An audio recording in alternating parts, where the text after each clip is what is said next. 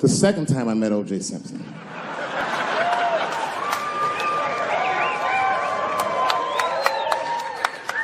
was right after the trial of the century. There I was, now a young man of probably 23. O.J. Simpson was the most famous or infamous face on planet Earth. I was in a restaurant in Beverly Hills with my agents. I wasn't alone in the restaurant, but I was alone. I was the only black person in the restaurant. And in the 90s, that felt very uncomfortable. Now I tend to enjoy it at this age.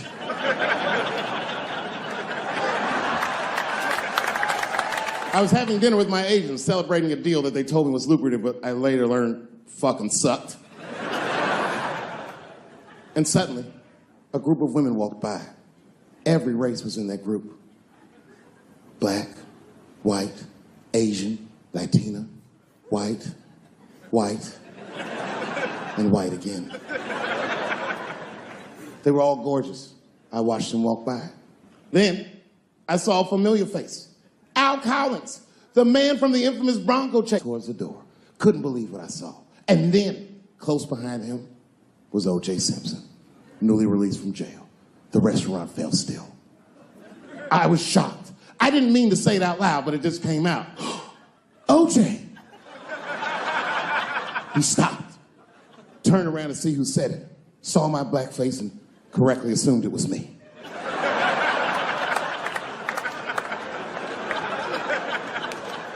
I was sitting in the corner of the booth. He leaned over all the white people I was having dinner with and shook my hand. How are you, young man? He looked in my eyes, and I could see in his eyes that he didn't remember meeting me the first time. And then he walked away.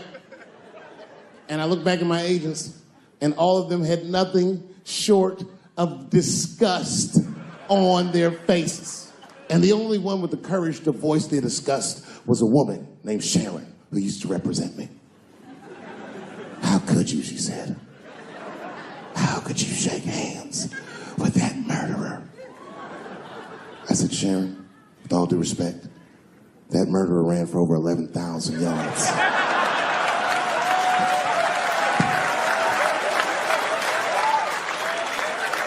And he didn't fit. Glove didn't fit. Get over yourself.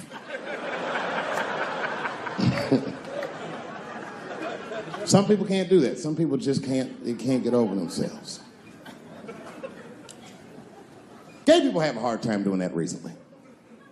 Here we go. Here comes the deep water. No, recently I've noticed that. I noticed it with that Manny Pacquiao controversy.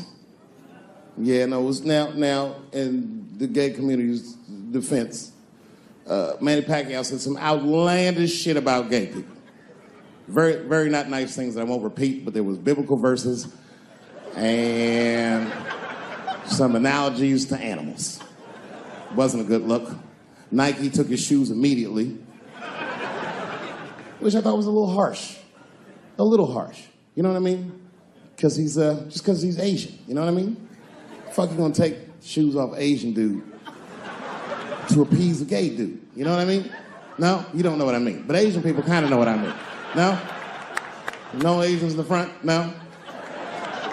No, this is what I mean. Okay, look. Okay, you're an Asian dude. No, I say this with no disrespect. But we're all Americans, right?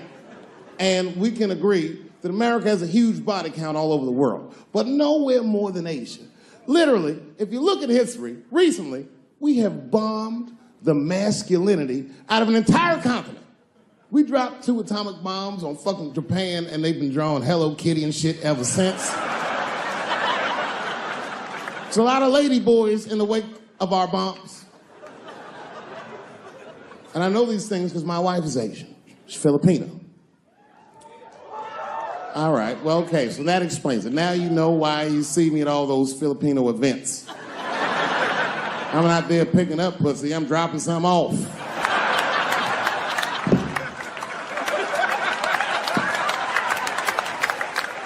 I take my wife to all that shit. I took my wife to see Pacquiao fight Mayweather. We sat ringside, okay?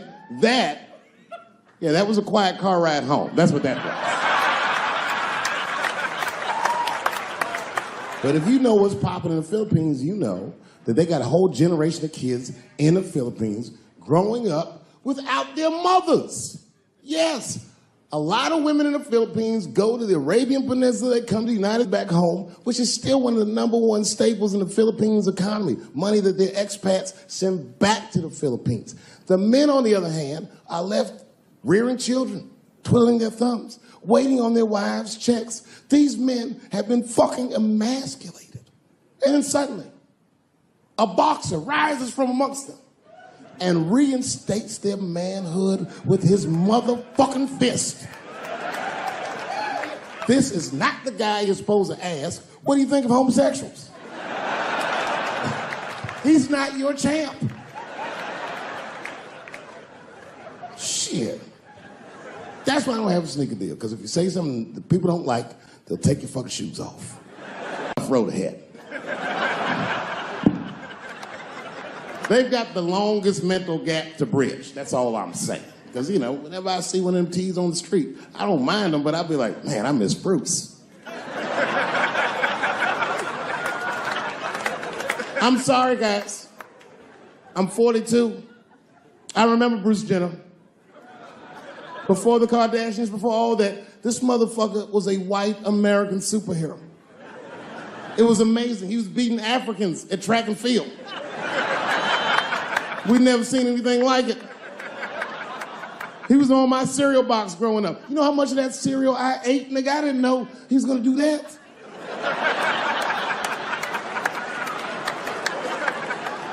I knew before you guys knew. I heard things on the street in Hollywood. You know, you just be out, see people. Hey, what's up, Kanye? Why the long face? Nigga, you'll see. I got 2 mother-in-laws now. And when I heard he was gonna do it, I was scared. I didn't think the public was ready. I didn't think the media was ready. And you know what? I was wrong. Never seen anything like it. Welcome to the world, Caitlin. So long, Bruce.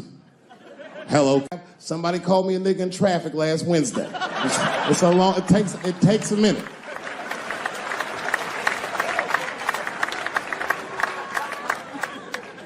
My wife's friend, Stuart, told me that. My wife has a lot of gay friends. Stuart's their leader. She has a lot of gay friends. And I don't like them.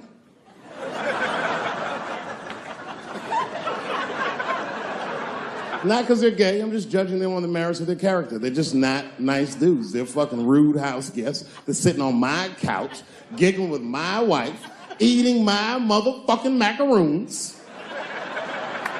And I come in, they act like the party's over. Hey, Stuart, what's going on? This guy talks to me the way a cat would speak if a cat could talk.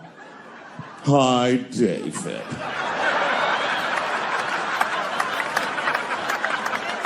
Stuart, what's all the beef, man? What's going...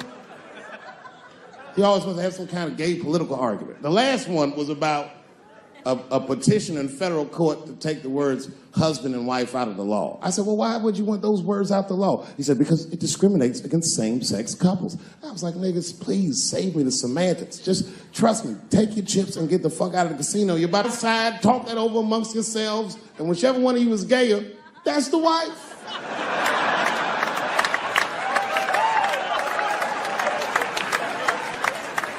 No, Stuart didn't like that. Stuart educates me about this movement, you know what I mean? I didn't even know shit about it. He told me it's called LBGTQ.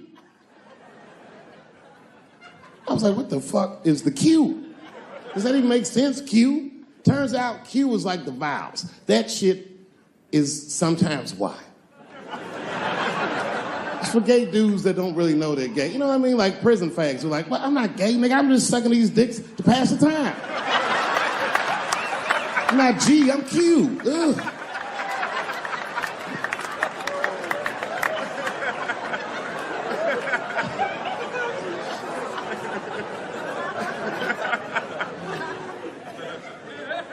I think, okay, again, of all those letters, the T has the toughest road ahead.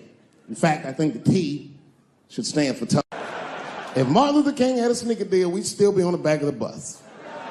They always true. The Nike exec come up. Hi, Martin. We need you to tone down the talk of civil rights and blacks being humans. It's upsetting our southern distributors. But I don't understand. I thought that's why I had a sneaker deal in the first place. Not quite. Really, it's a walking shoe, and we like the marching, but try to understand. Fuck that shit. You know, I get it, though. I understand why gay people are mad, and I empathize. You know what? I'm just telling you, this is a black dude. I support your movement, but if you want to take some advice from a Negro, pace yourself. These things take a while. Just because they passed the law doesn't mean they're going to like you. Because Brown versus Board of Education was in 1955. I was shocked. Is this happening? Wait a minute. Is this a time in American history when an American can make a decision for themselves? And even though other Americans don't understand it, they'll support it and let this person live a happy life? Is this what's happening? If it is, then good for America. That's Dave Chappelle, the American. Although Dave Chappelle, the black American, he was a little jealous. I was like, how the fuck are transgender people beating black people in the discrimination Olympics? If the police shot half as many transgenders as they did niggas last year, it'd be a fucking war in LA. I know black dudes in Brooklyn, hard street motherfuckers that wear high heels just to feel safe.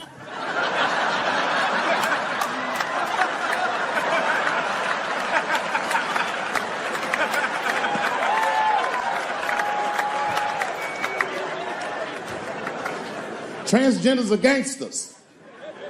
I used to do business with a transgender in Hollywood.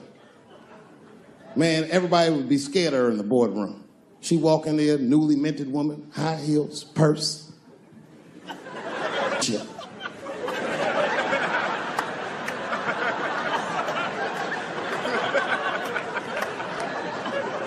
And then she walked to the head of the conference table, stare at us all, reach in the purse, pull her old dick out and throw it on the table.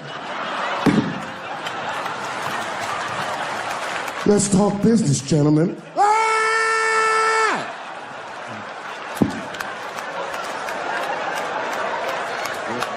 Shit is scary as fuck.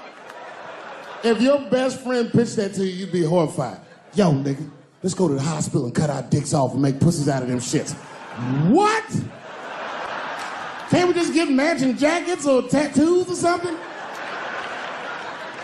Sure, that's what you want to do? There's only one way to find out, nigga. Wu-Tang, bow, bow. Let's go to the club and trick niggas into fucking us, yeah. It's been said in the press that I was invited to speak to the transgender employees at Netflix, and I refuse. That is not true. If they had invited me, I would have accepted it, although I am confused about what we are speaking about. I said what I said, and boy, I heard what you said. My God, how could I not? You said you want a safe working environment at Netflix. Well, it seems like I'm the only one that can't go to the office anymore.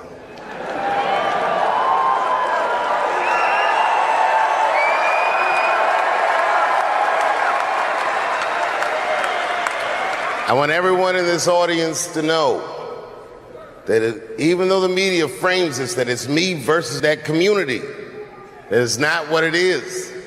Do not blame the LGBTQ community for any of this shit. This has nothing to do with them. It's about corporate interests and what I can say and what I cannot say.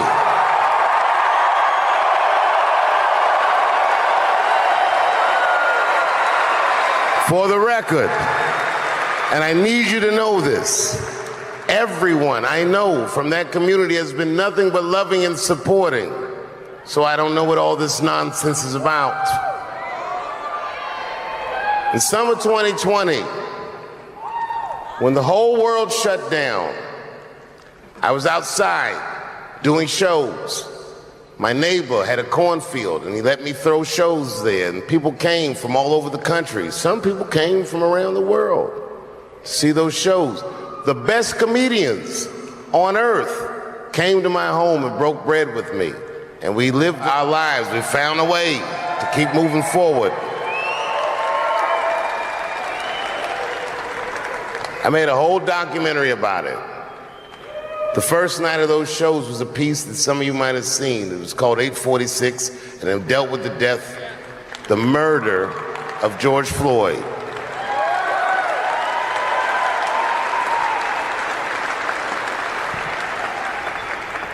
This film that I made was invited to every film festival in the United States, and some of those invitations I accepted. And when this controversy came out about the closer, they began disinviting me from these film festivals. And now, today, not a film company, not a movie studio, not a film festival, nobody will touch this film. Thank God for Ted Sarandos at Netflix. He's the only one that didn't cancel me yet.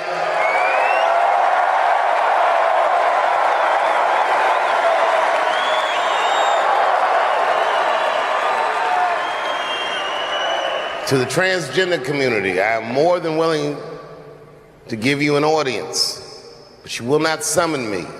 I am not bending to anybody's demands.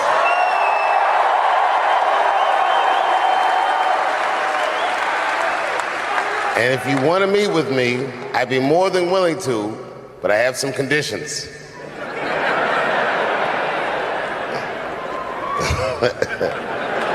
First of all, you cannot come if you have not watched my special from beginning to end.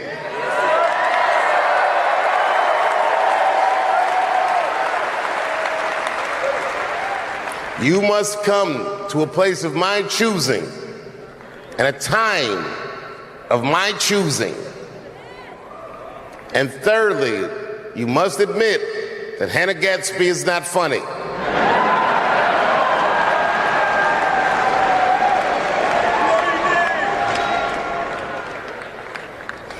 I desperately want people to see this movie, but I understand why investors would be nervous. Since nobody will touch it, I'll tell you what I'll do.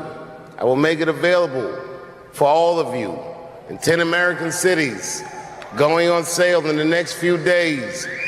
You will be able to see this movie in its entirety, and you can see what they're trying to obstruct you from seeing. And you can judge for yourself, but you cannot have this conversation and exclude my voice from it. That is only fair. You have to answer the question, am I canceled or not? Then let's go. Thank you very much, and good night. We'll slap him at the Oscars. That wasn't even the gangster part. The gangster was sat down and enjoyed the rest of the show.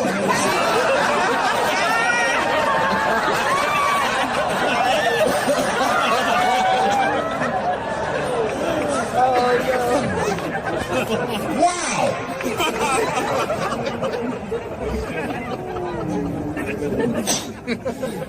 That was a tough one. I done seen a lot of wild shit in my life. Slap Chris. Now, I don't know whose fault that was. I don't know what was going on. Chris is my man, but you know what I mean? You don't have no easy delivery. I saw that shit. Can't wait to see it.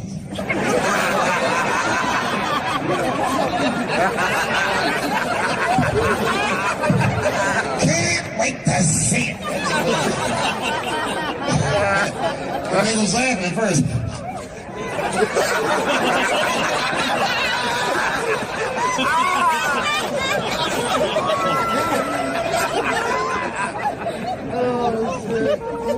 That was a tough one. Everyone asks me what I think. I don't know what I think. They say, Dave, who do you think was right? Well, I mean, I don't know who was right or who was wrong. What I do know is it was Bill's dream that night. Right? Everybody on the internet was like, if he would never slap Dave Chappelle like that. Or if he slapped Dave Chappelle, some shit would happen. You know what I think when I see shit like that? Shut the fuck up. You gonna get me slapped? Nigga look like he slapped anybody. The fuck was that? Movie star slapping. That slap was wild. The war in the Ukraine stopped for 3 minutes when they our ancestors were picking cotton in Georgia like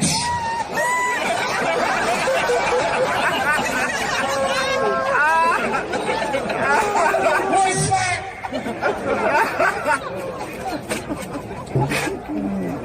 I don't think I've seen anything like it.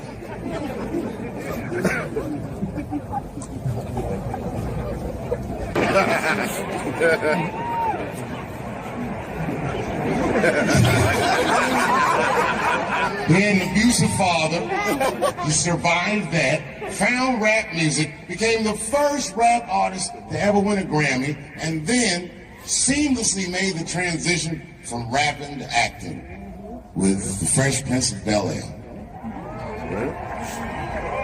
Bit of a break from the norm, just a little something to break the monotony of all those hardcore jams that got in the big. What a fly fucking nigga this was.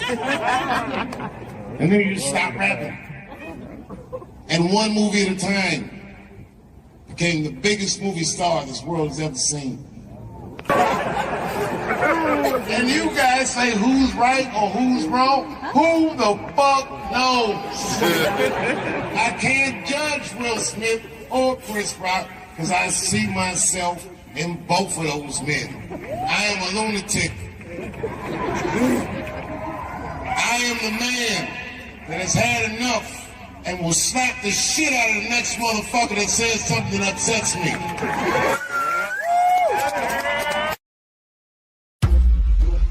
The crazy thing is I'm more nervous about doing stand-up than I am about bungee jumping out of a helicopter over the Grand Canyon. When you do music, you forget your lyrics, the audience knows them. And they catch up and they pick up, they go with it.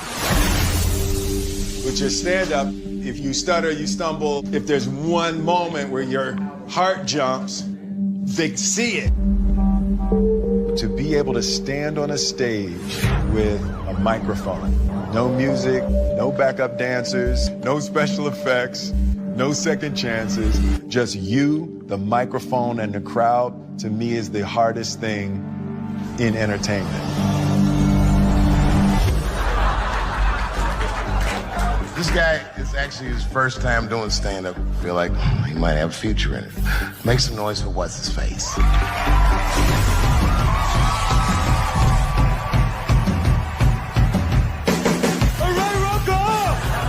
Stand-up is on my bucket list because I've always been terrified of it. I remember this one. It straight to match like this. Say, what's that? Richard Pryor running down the street. There's nothing in entertainment that is more terrifying to me than standing up in front of an audience with just a microphone, with the anticipation that you will make people laugh. Yet when you connect to people, there's nothing like that. So I'm headed over to see the master. That's the first step of anything, anytime you want to do something new. And there's only one master that I would ever want to learn from in terms of stand-up. That's going to be a segue, right? That'll be like a segue. All right, so shoot, see how this is how the anticipation builds. All right, so we got it over my shoulder, right? Yeah. Maybe drop into slow-mo, maybe some black and white, as we build the anticipation for meeting the master.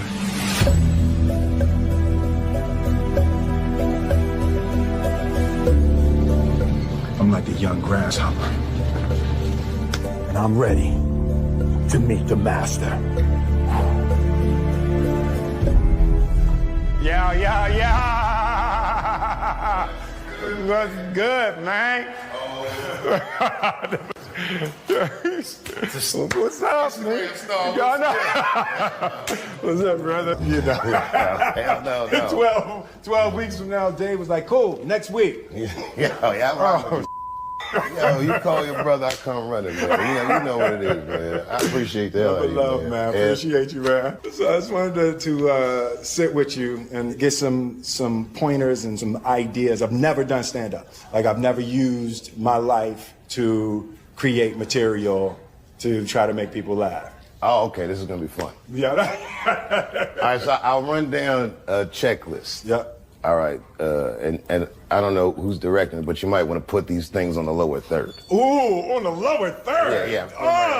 Put it somewhere right around here. there. Should be some, Oh, man. some words, okay? See, that's why you come to a master right there. Yeah, you know, I know the lingo. The first thing I'll tell you is confidence is key.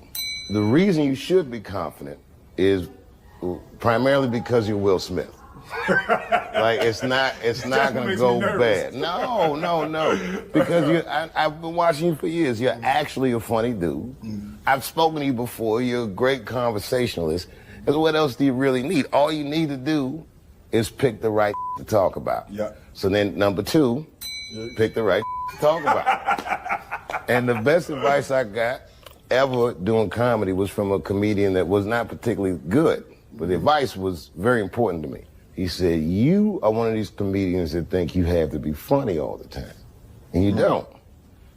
But you do have to be interesting all the time. That's deep. It works, I like man. that. Yeah. You have to be interesting all the time. So you just got to look at it like you're conducting a conversation with no rebuttal. Got it. They're talking back with their laughter or, in many cases, in my cases, their disapproval. It's definite.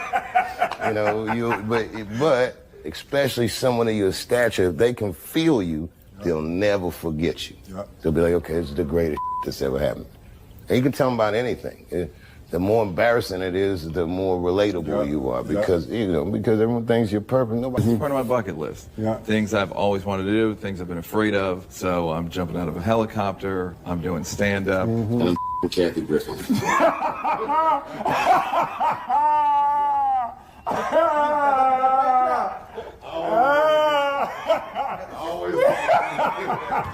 Yeah. And it's never been more dangerous. Q-tip. Yo! What's up, boy? Yeah. It's Will. I got your shades on. What's up, man? I ain't got no CeeLo dice, though. I know, hey, listen, I was like, if that's tip, you got, trust me, we in Vegas, we gonna easily get 3 dice. There you go.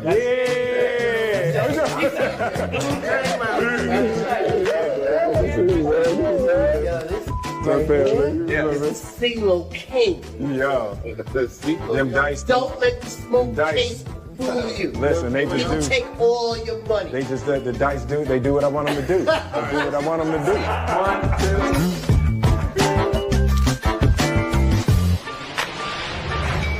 2. Hold up, boom, get the right angle, bam, bam, ooh, bam, damn, that's hot. So yeah, we just back from Vegas. So it was good, it was a good trip, I'm feeling very excited. All right, can I be honest with y'all? I'm just testing the camera. This is my first, it's a new camera, so I really don't have nothing to say. I'm just testing the camera. The stand-up is about exploring my life, having the opportunity to think about my life and think about my experiences in a way to craft them into jokes is a beautiful self-exploration. With me being the source of the material, I just need help mining my life and mining my experiences to be able to structure them into a routine. I got a sense of the type of stand-up I'll do. I think I'm a straight storyteller. It's not jokes for me as much as it's stories. As a fan, I kind of wanted him to talk about stuff that I want to know. You know, like how he feels about his family's success and how his family is growing, how they're all superstars. Talk about some close things that people really haven't heard about on stage. So it's going to be really intimate. It's going to be a door opening into Will's life.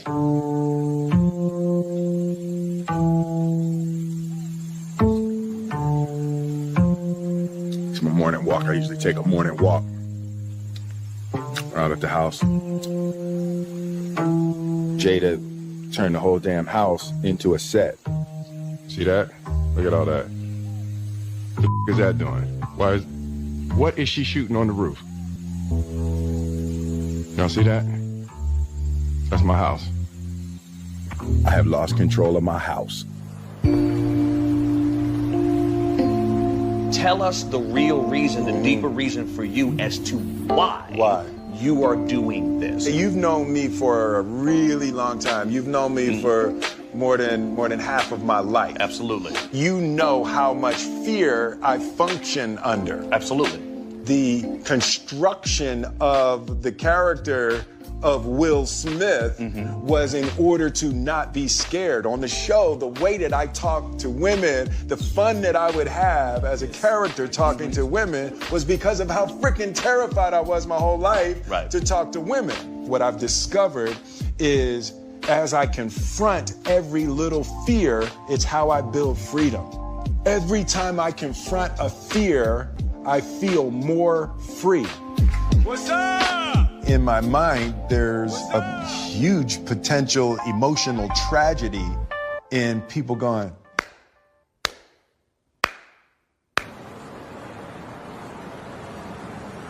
I'm getting nervous. Are you? We're getting close. Yeah, I'm actually getting nervous. I'm going to learn something about myself. One of the things I'm already clear about is I care too much what people think about me. Like there's something I have to earn from people, like addicted to adoration. Like I thought I had broken that.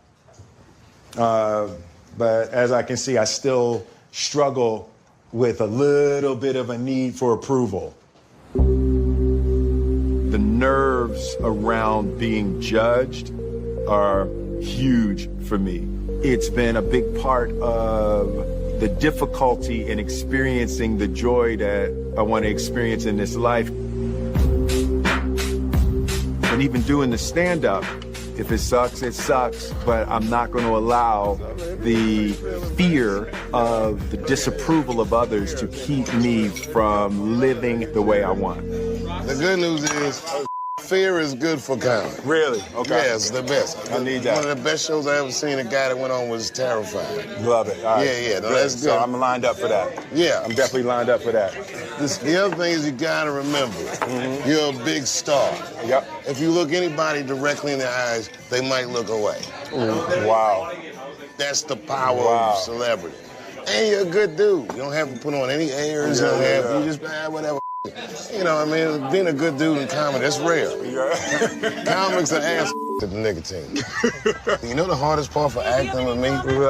Not looking in the camera. Not looking I can't even do the basics. Do you have any comments about Kanye West running for president? What? Kanye West running for president. I've heard nothing about this man. Oh, really? No, I haven't heard anything about this. Okay. Man. All right. Well, hopefully we'll get the right celebrity in office. Yes. Can you, Will Smith, or you run for president?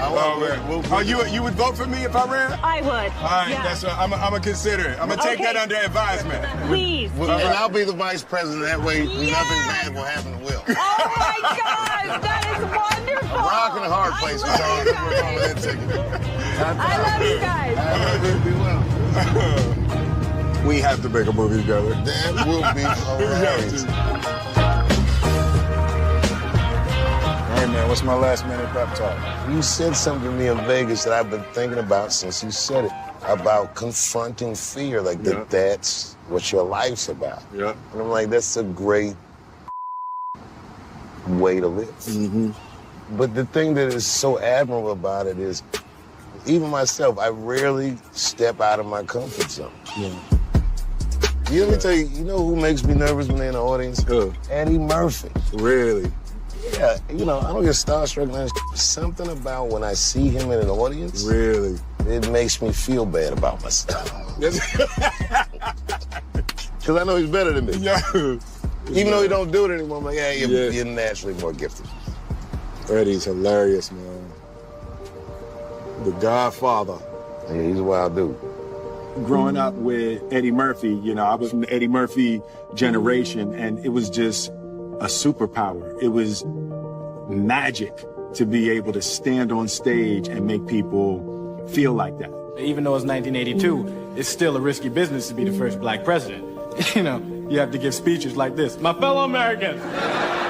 Eddie Murphy was the singular image of what a young black man could become. And he didn't compromise his blackness. It's like, if you're gonna do it, you gotta do it like that.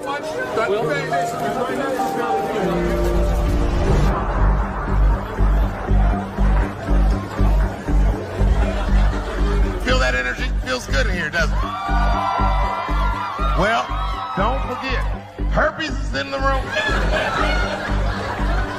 I've definitely used fear to overcome my internal and personal weaknesses. How can I use the negative emotion that I'm experiencing and direct it toward positive outcomes? I'm gonna bring another guy up to the stage. This guy is actually his first time doing stand-up, but I don't know, something about his guy. I feel like he might have a future in it. And every once in a while, as the host, you gotta go with your gut. So please give this next gentleman a warm round of applause. Make some noise for what's his face.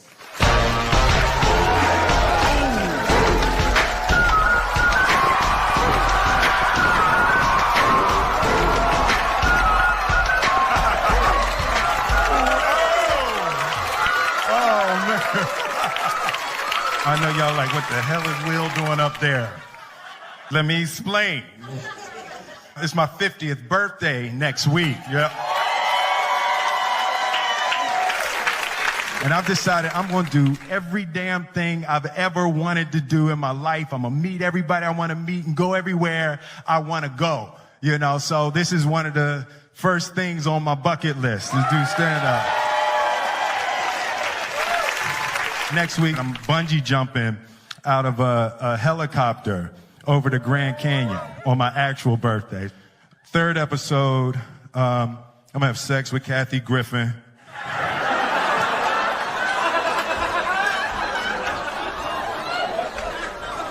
Dave made me say that. Dave made me say that. It's really a new time in my life. You know, my kids all grown, my family, they all doing their thing. And, you know, and I've kind of lost control of my house. Like Jada, she's shooting her show, the Red Table Talk. Some of y'all seen that? Red Table Talk. Oh, yeah, you saw it, yeah. No, you can enjoy it because she's not telling all your business. Yeah, Jada giving it up on Red Table Talk, boy. Sorry, babe. Because my wife, Jada's here. She's right here. I wasn't expecting Jada to be here. I wasn't expecting to have to say it in front of you. Will, you think of the script. I'm not.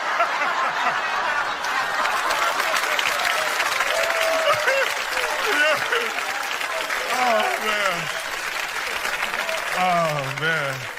Even Jaden, like Jaden, that's my dog. Jaden was my one family member I thought I was going to have. He got this new joint, Icon. I don't know if y'all heard what you call an icon living, start a record label, Misfits. Yo, that joint is crazy. He recorded it in my house, put it out, and never said to me. I found out on Spotify. And I'm looking at my playlist, like, new music from Jaden Smith. Like, who the is Jaden Smith? You know, and I get to the house. I'm like, yo, Jaden, dude, that Icon joint is fire.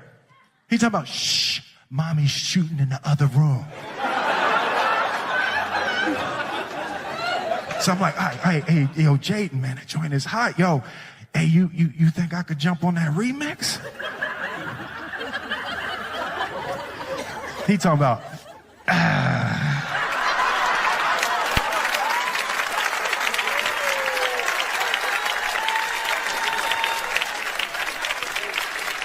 was like, he just looked at me like I'm the second best rapper in my house. So I waited for him to go to sleep. I went in the studio, I jumped on the remix anyway.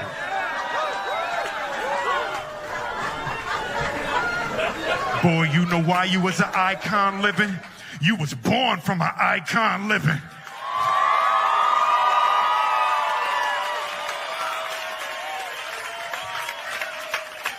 While he was still asleep, I just got all my Grammys and put them all over the house.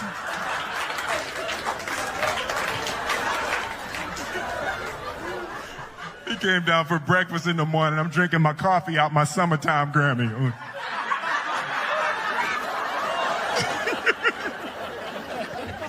I'm petty. Like, I'm not even going to front. I'm petty. I come from a long line of petty Smiths. My father was petty. I remember when Independence Day came out, and it was like, it had broke all the records and all of that, and global, biggest movie, everything. And my phone rings at 3 o'clock in the morning. He like, hey. I'm like, yo, Dad, what's up? Hey, man, you see these numbers? I was like, it's 3 o'clock in the morning, Dad. I ain't see that. Hey, remember I told you there ain't no such thing as luck. Remember I told you that? I'm like, yeah, Dad, man, I remember. Remember I told you there ain't no such thing as luck, only what you make. Remember I told you that? Dad, I remember. It's 3 o'clock in the morning. Remember I told you there ain't no such thing as luck. Luck is when opportunity meets preparation. Remember I told you that? I'm like, yeah, Dad. Or he said, that's bull. You the luckiest mother I ever met in my life. I'm Will Smith. Thank you very much.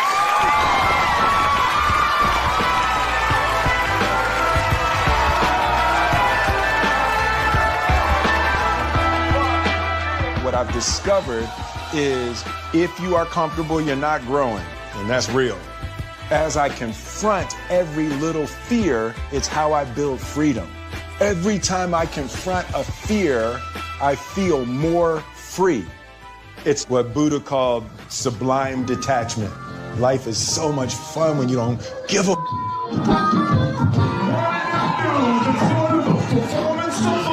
top of my game, Balan Shalan, the sound of my name rings like the cock of a Glock. Explain my fame easy, I just shock them a lot. I first fake left, move right. All it takes is you to underestimate me, then my ego ignite. When I walk to the stage, it's like a big fight. It's all. Yeah, I've been knowing Howard Stern since he was in D.C. So you know when I was in my single digits. Dave Chappelle is here. He's a real funny comic. There's Dave Chappelle. Funny guy. Oh, yeah. Yeah, you did play Robin in that sketch. I just remembered that sketch. I am not saying that to say that trans women aren't women. I am just saying that those pussies that they got, you know what I mean? I'm not saying it's not pussy, but that's like beyond pussy or impossible pussy. You know what I mean? It tastes like pussy, but that's not quite what it is it? It's not blood, that's beet juice.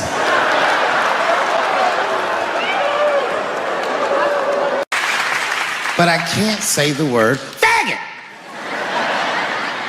And she said, because, David, you are not gay. I said, well, Renee, I'm not a nigger either.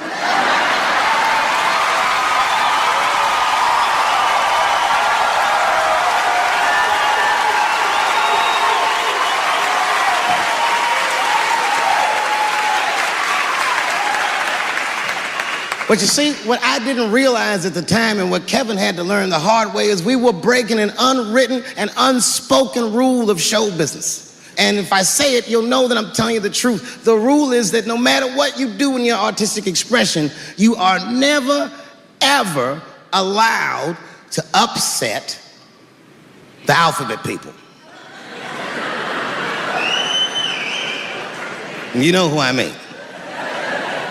Those people that took 20% of the alphabet for themselves. I'd say the letters, but I don't want to conjure their anger. It's too late now. I'm talking about them L's and them B's and them G's and the T's. People be surprised. I have friends, all kinds of letters. Everybody loves me, and I love everybody.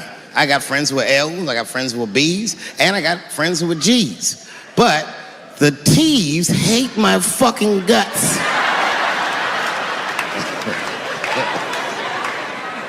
And I don't blame them. It's not their fault, it's mine. I can't stop telling jokes about these things. I don't want to write these jokes, but I just can't stop.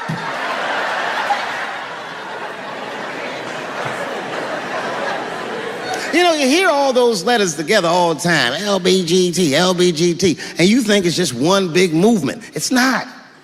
All those letters are their own movement. They just travel in the same car together. And my guess is,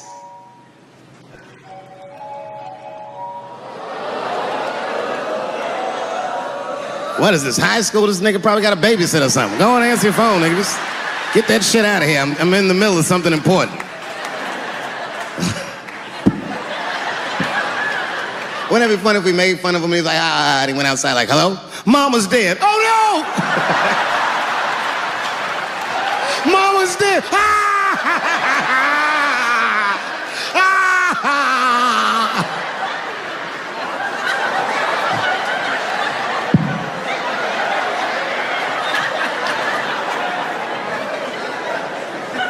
That was a weird timed phone call, wasn't it?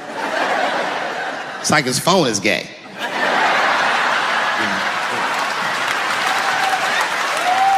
But motherfuckers are just taking it too far. I don't know why or how everybody got this goddamn sensitive. You know who hates me the most? The transgender community. Yo, yeah, these motherfuckers. I mean, I didn't realize how bad it was. These motherfuckers, I was really mad about that last Netflix special.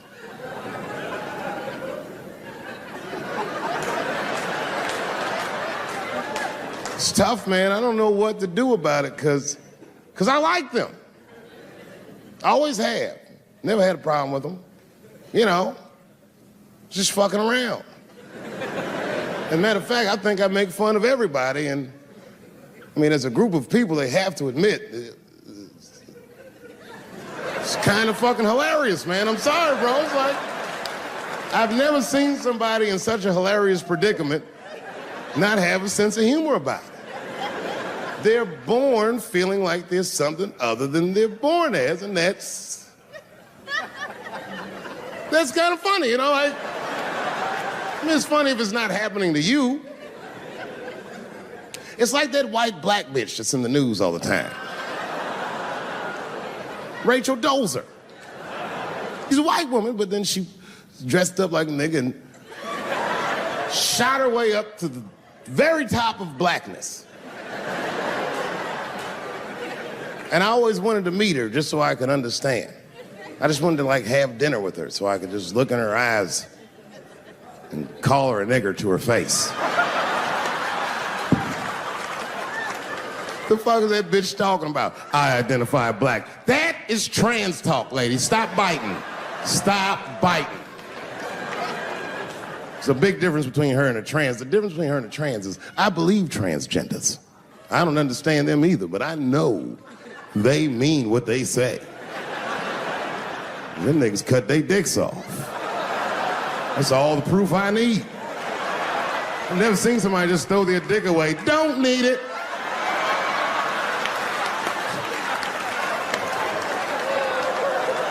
I don't understand, but I believe you and I support your decision, motherfucker. But how far is Rachel willing to go? What is Rachel willing to do so that we blacks can believe that she believes she's actually one of us? Bitch, are you willing to put a lien on your house? Invest in a mixtape that probably won't work out?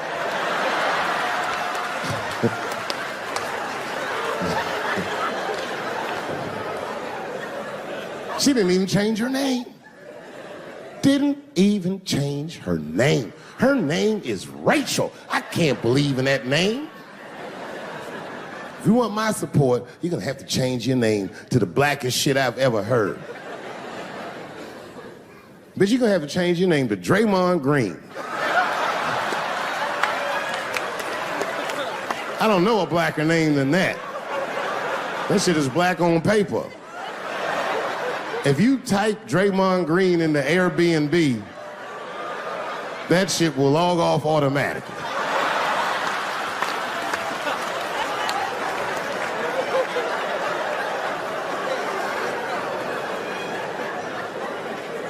You know, people get mad, bro. People get mad about everything I say. I was doing a show. I was in Portland, Oregon, and I was checked in a hotel under the name Charles Edward Cheese.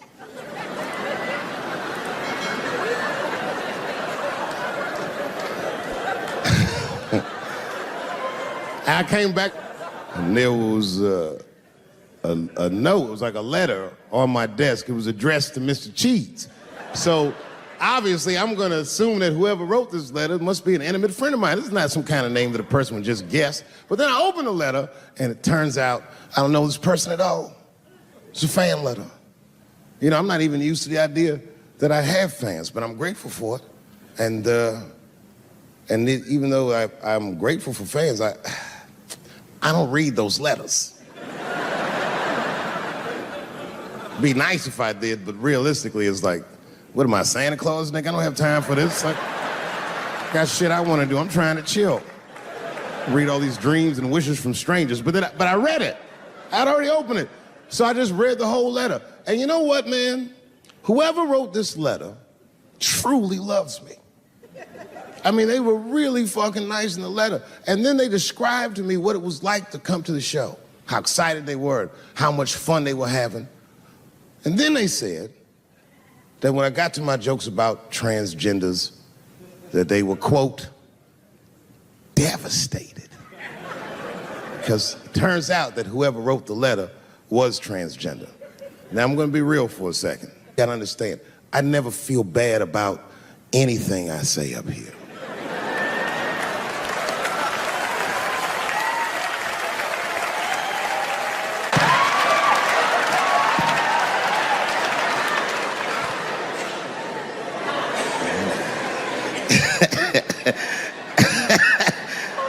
Like I was saying, my guess is the G's are driving that car. That makes sense to me, because there's white men in the G's. And these people are trying to get around discrimination and oppression. And you know how white dudes are. We know these roads. In fact, we built these roads. The rest of you buckle up. We'll get you to where you want to go. So the G's are just driving the car. Of course, next to the G's in the passenger seat is the L's. Everybody likes the L's, except for the G's. I don't know what that's about. I just know the G's don't like them that much. And the G's always say like little subliminal digs on them. It's unnecessary shit. It's not mean, but you know what I mean? They just be like, I wouldn't wear that. And the only thing that breaks the tension between the L's and the G's are the B's in the back seat. That's right, there you go. Everybody scream out when you hear your letter.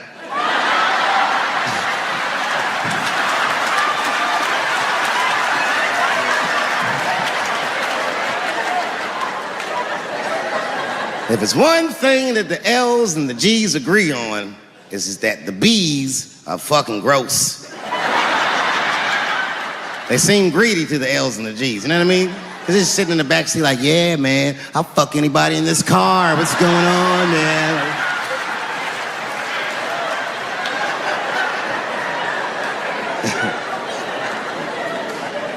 And sitting next to the B's, all the way in the back seat by themselves, looking out the window. That's the T's. Everybody in the car respects the T's, but everyone also resents the T's. It's not the T's fault, but everyone in the car just feels like the T's are making the trip take longer.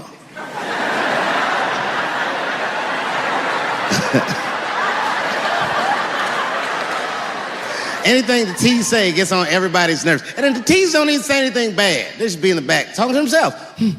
I'm hot. Shut up. Shut the fuck up, okay? Just roll the window down, you bitch. I don't know what you... What? Just said I was hot. Could you pull over at the next exit? I need to use the restroom.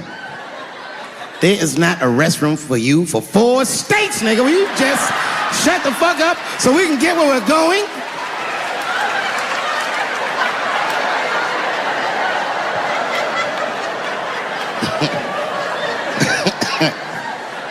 And just when that car can't get any more tense, the cues are a hitchhiker that they pick up on the road. Some white dude in booty shorts is walking down the freeway.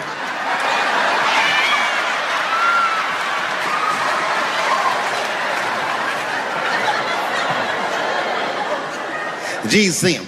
That guy might be one of us. Hey, are you okay? Need some help? And he come over there with them booty shorts leaning on the window. Hey, what's going on, fellas? Lady?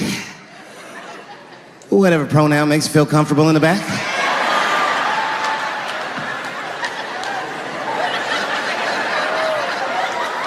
Yeah. I don't really know where I'm going. I don't know if I'm gay or I'm straight or whatever. All I know for sure is that I really want to get in this car.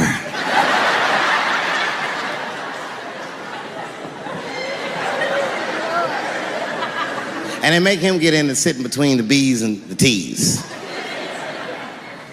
I feel bad for T's, but they're so confusing. And it's not all my fault. I feel like they need to take some responsibility for my jokes. Because I didn't come up with this idea on my own. This idea that a person can be born in the wrong body. But they have to admit, that's a fucking hilarious predicament. It's really fucking funny. If it happened to me, you'd laugh, wouldn't you? That wouldn't be funny if it happened to me? I think it would be. What if it did? What if I was Chinese, but born in this nigga body? That's not funny.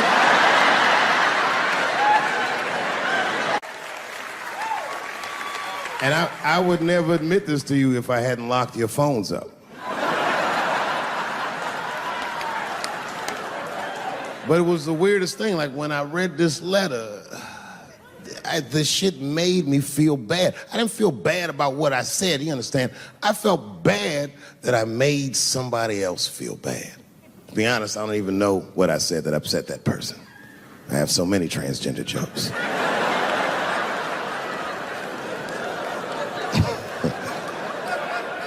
But I feel like it was probably this joke I'm about to tell you right now. And it's not even that bad of a joke. It's a true joke. I mean, it's not true, but I had read in the paper that Caitlyn Jenner was contemplating posing nude in an upcoming issue of Sports Illustrated. And I know it's not politically correct to say these things, so I just figured, fuck it, I'll say it for everybody else. Yuck. Oh, sometimes I just want to read some stats. I don't know why you're gonna cram some man pussy in the middle of the sports page like this. I just didn't think that was the place for it. But I wasn't saying anything like Caitlyn Jenner's a bad person. I'm not mad at her for doing it. Not even mad at Sports Illustrated. If I'm mad at somebody, I'm probably just mad at myself. You understand? Because deep down, I know that I am not strong enough to not look at those pictures.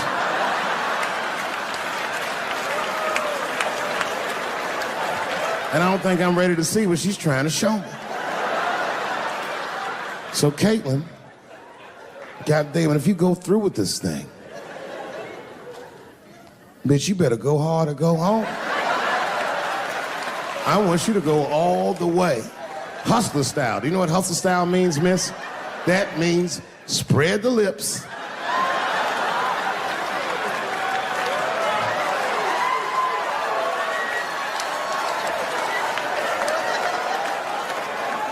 I hope she spreads her lips and there's an itty bitty dick inside. Ah! The show is behind the curtains.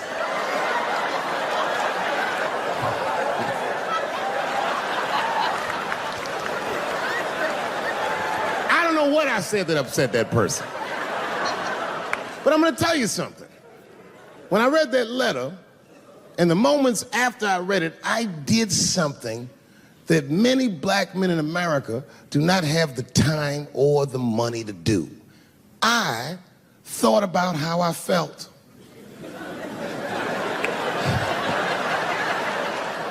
I asked myself a very basic question that I don't think I ever directly contemplated. I said, man, Dave, if you're writing all these jokes, do you have a problem with transgender people?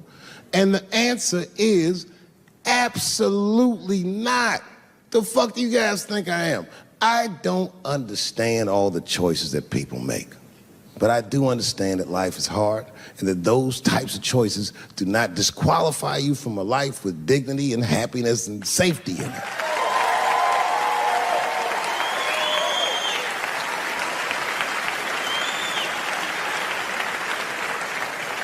But if I'm honest,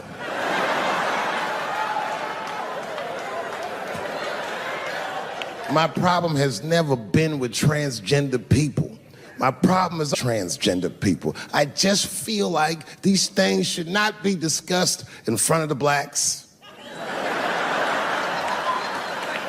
It's fucking insulting, all this talk about how these people feel inside. Since when has America given a fuck how any of us feel inside?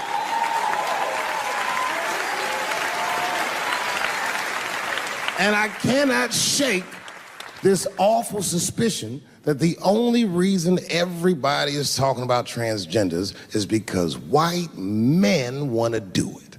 That's right. I just said that. If it was just women that felt that way, or black dudes and Mexican dudes being like, hey, y'all, we feel like girls inside, they'd be like, shut up, nigger. No one asked you how you felt. Come on, everybody, we have strawberries to pick. It reeks of white privilege. You never asked yourself why it was easier for Bruce Jenner to change his gender than it was for Cassius Clay to change his fucking name?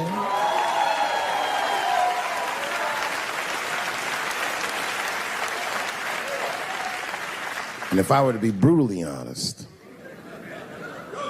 the only reason I ever been mad at the transgender community is because I was at these niggas for 6 songs straight. I had no idea. And then the lights came up and I saw them knuckles. I said, oh no! And everybody was laughing at me. Hi, world star. I said, why didn't you say anything? And then I heard that sultry voice. I didn't say anything, Dave Chappelle, because I was having a wonderful time. And I wasn't sure how you'd feel about it. I said, you knew how I'd feel. And she said, I'm going home. I don't want any trouble from you. I said, home? It's only 2 songs left. I mean, we might as well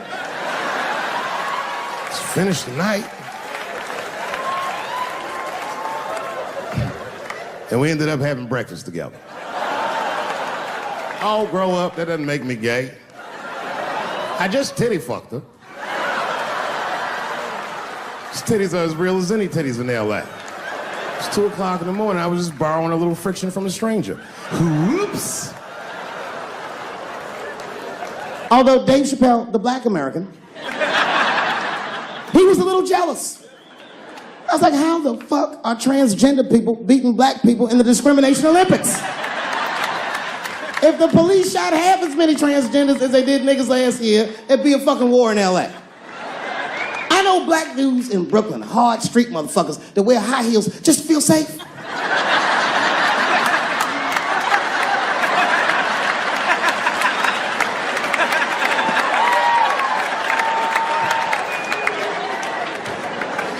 Transgenders are gangsters. I used to do business with a transgender in Hollywood. Man, everybody would be scared of her in the boardroom. She walk in there, newly minted woman, high heels, purse. Wouldn't say anything to us, just walk around the conference table looking mean as shit.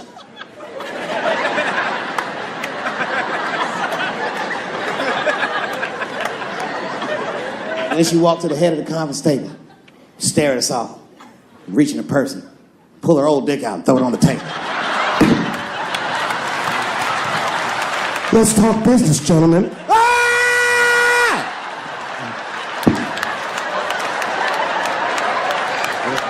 Shit is scary as fuck. If your best friend pitched that to you, you'd be horrified. Yo, nigga, let's go to the hospital and cut our dicks off and make pussies out of them shits. What? Can't we just get matching jackets or tattoos or something? Sure, that's what you want to do? There's only one way to find out, nigga. Wu-Tang, bow, bow. Let's go to the club and trick niggas into fucking us, yeah.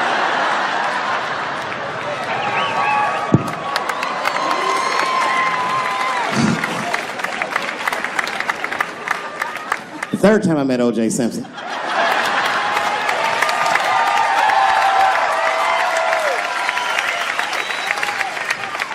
Third time I met O.J. Simpson, I was doing great in life. I just finished the second season of Chappelle Show. Man, those were good days. I was playing a comedy club in Miami, the Improv. I don't know if you've ever been, but if you have, you'd know. The door for the green room is right on the stage. Can you imagine such a thing? If I walked out of the door of the green room, bam, I'm just right here. It's right from the dressing room. And I did that. I walked out, and the whole crowd was like, hooray! And I looked, ma'am, as close as you are to me, I saw him as soon as I came out, the juice. And I saw recognition in his eyes, and it filled me with pride that he knew who I was. I didn't acknowledge his presence because it was a white audience, and I didn't want to start a panic. But I did my show. Show went great. I said, good night, everyone. They all said, yay! And I didn't say nothing to OJ, but I just gave him the signal, let him know I knew he was there. And I walked into the green room, and OJ was already in there. I was like, how the fuck is this possible? I was scared. And then my friends came in, and we all started talking. We sat down on the couch, and I'm just telling you what I saw with my own eyes. You can believe me or not believe me. But in my experience, O.J. Simpson, one of the nicest men I'd ever met. He was nice to me. He was nice to my friends. The conversation was filled with warmth and levity, humor, and wisdom. We talked for 90 minutes, and then suddenly the Juice said, you know what? I've got to be going. But it's good to see you again, and I'm glad things went so well. I said, thanks, Juice. And my friend said, yeah, goodbye, Mr. Juice. They're new to the game. He said, no, thank you for your hospitality. Good night, guys. And we said, good night. And he just walked out of the room. And as soon as the door closed, we all looked at each other like, that nigga did that shit. I could feel like murder in the room.